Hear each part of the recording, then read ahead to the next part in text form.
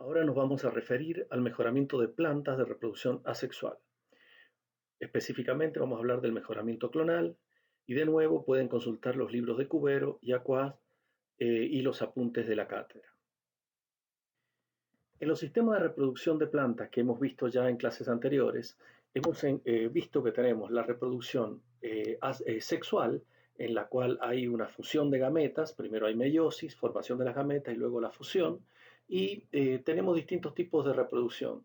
La reproducción autógama, en la que se permite la autofertilización, digamos, la autofecundación, en el caso del trigo, o en plantas alógamas que son netamente que se cruzan y en este caso tenemos como ejemplo el maíz.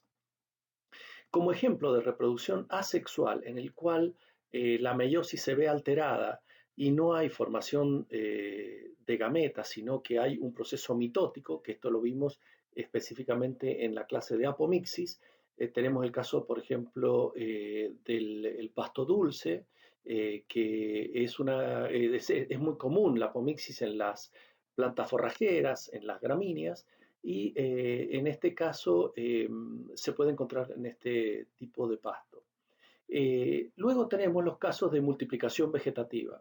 En la multiplicación vegetativa se da en los casos en los que muchas veces por el tiempo juvenil de las plantas o desde formación, desde la semilla hasta obtener una planta adulta es muy largo y es mucho más eficiente la reproducción del tipo clonal. O sea, estas plantas muchas veces tienen tanto reproducción sexual como asexual, pero es mucho más eficiente la reproducción asexual y eso es lo que comúnmente se hace desde el punto de vista comercial. En este caso tenemos el ejemplo de la vid o en el ejemplo de muchos forestales, como es en el caso del álamo, por ejemplo, o en el caso de frutales, en los que se reproducen mayormente muchos de ellos se reproducen por estacas. También en otros casos de plantas herbáceas, como es el caso de la papa, tenemos ya órganos como es el tubérculo, que nos permite reproducirlo asexualmente, aunque la papa también tiene la reproducción sexual y puede llegar a formar semillas. Ahora, por selección durante mucho tiempo, las plantas de papa no producen en general polen fértil, por lo tanto se reproducen asexualmente. Y luego tenemos, por ejemplo, el azafrán, que es triploide y por lo tanto no producen gametas fértiles y se reproduce por cormos. Bien, ¿qué características tiene entonces la propagación clonar y que son de importancia para el mejoramiento? Por empezar, la mayoría de las plantas que se reproducen en forma asexual son alógamas, o sea que permiten el cruzamiento y se cruzan. Y son altamente heterocigotas, o sea, tienen un alto grado de heterocigosis en las plantas. O sea que cuando nosotros usamos dos plantas, mm, podemos obtener rápidamente la segregación. La F1 ya prácticamente se comporta como una F2 porque se agregan para muchos loci. Luego tenemos que la progenie es genéticamente idéntica a la planta madre y es homogénea a su vez. O sea que los descendientes que nosotros tengamos por reproducción asexual van a ser en general bastante parecidos entre sí y muy homogéneos, ¿no es cierto? Todas las plantas van a tener más o menos la misma respuesta. Sin embargo, es posible que aparezca mutaciones, y esto es la variación somática, o la aparición de quimeras, que son tejidos que varían, digamos, por ejemplo, como en el caso de esta valla acá abajo, en que tenemos la mitad de la valla de un color y la mitad de la valla de color oscuro, ¿no es cierto? Estas son quimeras y son producidas por mutaciones somáticas. Acá en el cuadro de la derecha les mostramos cómo se puede producir una mutación somática. En el caso de la vid, que tenemos este ejemplo en una planta de vid, por años de multiplicación en el campo, cientos de años, van acumulando mutaciones que se van produciendo por efecto de a veces radiaciones, a veces efectos de shock térmicos u otros efectos abióticos, que produce que una yema de esa planta sufra una mutación. En ese caso, acá tenemos ampliada la yema de la planta sufre una mutación, puede ser en la capa L1 de las células del meristema o en la capa L2. Y puede pasar de ser un genotipo a grande a chica, por ejemplo, células de este meristema pasar a ser a chica, otro genotipo, porque se produjo una mutación en algún gen de estas células. Si nosotros permitimos que este sarmiento crezca y produzca, digamos, un sarmiento con varias yemas, podemos entonces reproducirlo asexualmente, cortar estacas y estas estacas enraizarlas y tener un genotipo a chica a partir de una planta madre a grande a chica. Estos genotipos a chica podemos reproducirlos en el campo y vamos a tener un clon obtenido a partir de una mutación somática. Este es el ejemplo que sucede, por ejemplo, en uvas negras, en las que la mutación somática en el gen MIB, que da color a la baya, produce, por ejemplo, quimeras, como este caso que tenemos una baya blanca, la mitad blanca y la mitad oscura, negra, o si no, bayas totalmente blancas, producto de la mutación somática en este gen. Un ejemplo de este tipo de mutaciones es un trabajo que realizamos hace años atrás, publicado en Plant Science, en el que analizamos marcadores moleculares para vides criollas de Perú y de Argentina. Lo que pudimos ver es que lo que esperamos, cada una de estas son las vides, ¿no es cierto?, las que encontramos acá a la derecha, a la izquierda, y cada uno de estos son los marcadores microsatélites que hemos usado. Cada vid, ¿no es cierto?, tendría que tener, o cada variedad, dos alelos para cada marcador. Puede ser homomórfico, monomórfico o polimórfico, como en este caso. Pero había casos en que aparecían tres alelos en una misma planta. O sea, acá tenemos un alelo de 240, otro 250 y otro 258. Eso no es lo esperado porque es una planta diploide y en una planta diploide esperamos solo dos alelos. Pero en muchos casos, como vemos acá en azul también, obtuvimos varias plantas que tenían tres alelos en una misma planta. En este caso, por ejemplo, nosotros secuenciamos cada una de estas bandas de microsatélites del marcador molecular para ver cuál era el origen de los tres alelos, y en este caso les voy a mostrar el que está marcado en rojo, el que marca para, en este caso, la variedad Italia Majes, en este marcador microsatélite de 240, 250 y 250. Lo que podemos ver acá es que para este microsatélite tenemos que el alelo de 258, que es esta secuencia que se encuentra en la parte inferior, que sigue hasta acá, encontramos el microsatélite en esta región, que es una repetición de GA, que está, la repetición GA, y está completa. O sea que este sería el alelo silvestre o el alelo salvaje. Fíjense que el alelo 2 le están faltando 8 pares de bases por una deleción en este sector, y al alelo 1 le están faltando 18 pares de bases producto también de una deleción mayor. O sea que acá ha habido una mutación a lo largo de cientos de años de multiplicar esta variedad que han ido delecionando sectores del microsatélite. Y tenemos tres alelos en una misma planta, producto de esta mutación somática. Dentro de los métodos de mejoramiento que nosotros podemos tener en selección clonal, tenemos tres tipos. La selección clonal, que a su vez podemos dividirla en un manejo en masa, en un manejo individual o la selección y el manejo de plantas injertadas. Luego tenemos la hibridación y selección clonal y luego de plantas apoménicas. Vamos a empezar por la selección clonal.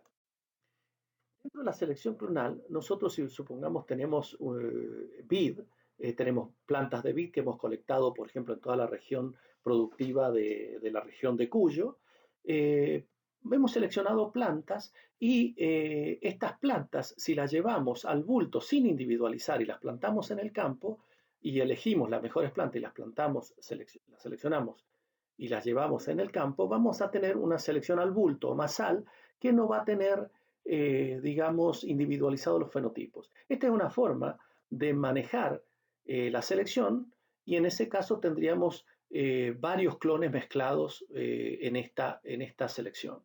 En el manejo individual, a diferencia de este otro, nosotros las plantas que seleccionamos las vamos a llevar cada una como una hilera diferente en un manejo individual y bien caracterizado, en el que se lleva cada planta individualizada y cada una de estas plantas que va a dar origen a esta hilera va a ser una cabeza de clon. O sea que acá tendríamos el clon 1, el clon 2 y el clon 3. ¿Mm?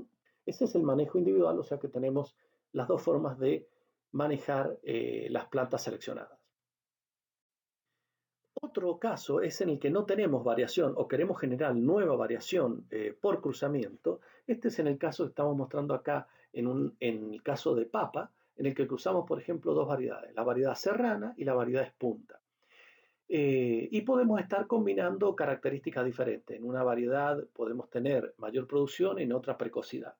En ese caso, como son altamente heterocigotas, como les he explicado que sucede generalmente en las plantas de reproducción asexual, la F1 que obtengamos de este cruzamiento van a ser todas plantas que van a estar segregando y vamos a poder seleccionar en esta F1 ya plantas que vamos a llevar en hilera, tubérculos de cada una de estas plantas que seleccionemos, y las vamos a llevar como familias en cada, digamos, surco. Vamos a llevar como familias y vamos a ir seleccionando primero entre plantas y luego entre familias durante 2 o 3 años. Este primer año lo vamos a llevar en invernáculo y luego a campo 2 o 3 años más en el que vamos a ir seleccionando entre familias para finalmente tener las mejores familias y en esas familias ya multiplicamos tubérculos y llevamos a ensayos comparativos de rendimiento para obtener una nueva variedad producto del cruzamiento original. Entonces acá estamos teniendo cruzamiento y selección clonal. O sea, sería una selección genealógica y clonal, en este caso, en papa. En los casos anteriores era solamente clonal, el caso de vid que le mostré. Bien. Otro caso es cuando tenemos que mejorar plantas injertadas, que es el caso de vid o en el caso de muchos frutales. En esos casos, tenemos que mejorar, por un lado, la parte aérea, o sea, la variedad que vamos a usar como injerto, y por otro lado, vamos a mejorar la parte que va a ser el pie o portainjerto. En el caso de la vid, por ejemplo, vamos a mejorar, vamos a tener una variedad de vitis vinifera con características de calidad de fruto, de baya, etcétera, y como pie tenemos que buscar especies silvestres, por ejemplo, con resistencia a filoxera o con resistencia a nemátodos o resistencia a distintas plagas del suelo en otros tipos de frutales que estemos mejorando. En el caso de la parte aérea, lo mismo, en el injerto vamos a estar entonces seleccionando por calidad, rendimiento, resistencias a patógenos foliares, hongos, virus, etc. Y de nuevo, en la parte del portainjerto vamos a estar mejorando por resistencia a plagas del suelo, salinidad, anegamiento, etc. Otro tipo de factores abióticos que estén afectando el desarrollo de la raíz. Otro tipo de selección es el que cuando tenemos plantas apomícticas. Si se acuerdan, la apomixis la vimos en clases anteriores, es cuando tenemos individuos que se reproducen por semillas y las semillas son un clon de la madre, o sea, son idénticas a la madre que le dio origen. Esto se produce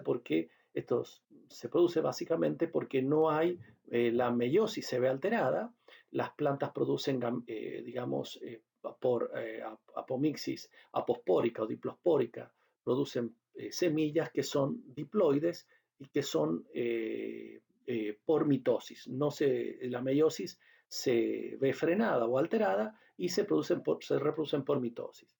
Entonces podemos tener nosotros una planta de reproducción sexual y la planta apomíctica la vamos a usar como padre. Para esto entonces la cruzamos y vamos a tener una F1 segregante. En esa F1 segregante, que va a ser, como son plantas muy heteróticas, vamos a tener variación. Después podemos seleccionar plantas y llevarlas en hileras.